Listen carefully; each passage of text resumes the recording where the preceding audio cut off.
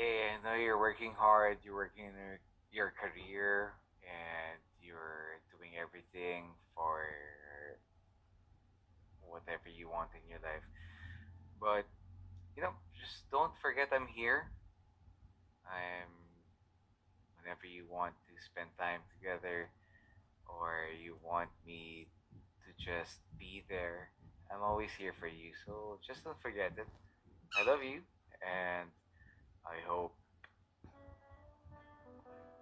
I'm proud of you. Huwag ka na magtampo. Kasi kahit hindi naman tayo magkasama ngayon, alam mong palaging nandito si Kamkam mo para sa'yo. Just kidding. Hi, Pao! I'm so proud of you.